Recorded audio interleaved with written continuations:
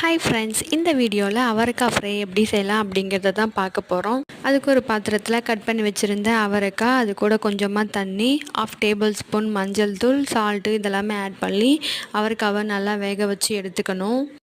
இப்போ அவரைக்காய் வேகிற இந்த கேப்பில் ஒரு சின்ன மசாலாவை ரெடி பண்ணிக்கலாம். சின்ன மிக்ஸி ஜாரில் கொஞ்சமாக சீரகம், ஒரு 3 காஞ்ச மிளகா, காரத்துக்கு தகுந்த மாதிரி நீங்கள் சேர்த்துக்கலாம். இப்போ அது கூடவே ஒரு 4-5 பல் பூண்டு, ட்ரை கோகோனட்டும் ஆட் பண்ணி இதை நல்லா கொரப்பாக அரைச்சி எடுத்துக்கணும். நல்லா மையாக அரைச்செல்லாம் எடுக்கக்கூடாது. இந்த மாதிரி கொரப்பாக அரைச்சி எடுத்துக்கும் போது அதனோட டேஸ்ட் ரொம்ப சூப்பராக இருக்கும்.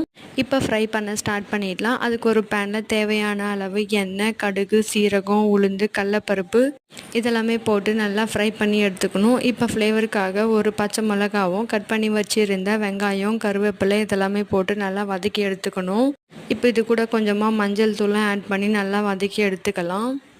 இது நல்லா வதங்கி வந்ததுக்கப்புறம் வேக வச்சுருந்த அவரைக்காவை இதில் போட்டு நல்லா கலந்து விட்டுக்கணும். இப்போ இது கூட நம்ம டேஸ்ட்டுக்கு தகுந்த மாதிரி சால்ட்டை ஆட் பண்ணி நல்லா கலந்து விட்டுக்கலாம். இப்போ நம்ம ரெடி பண்ணி வச்சுருந்த அந்த மசாலாவை இதில் போட்டு நல்லா மிக்ஸ் பண்ணிக்கணும். இதனோட பச்சை வாசனை போகிற வரைக்கும் நல்லா கலந்து விட்டுக்கிட்டே இருக்கணும். இந்த ஃப்ரை ரொம்ப சூப்பராக இருக்கும். நீங்களும் மஸ்ட்டாக ஒன்ஸ் ட்ரை பண்ணி பாருங்கள். இந்த ஃப்ரை செய்ய ரொம்ப டைம்லாம் எடுத்துக்காது. குயிக்காக செஞ்சு முடிச்சிடலாம். நாளைக்கு வேறு ஒரு மினி பேக்கில் பார்ப்போம். டாடா.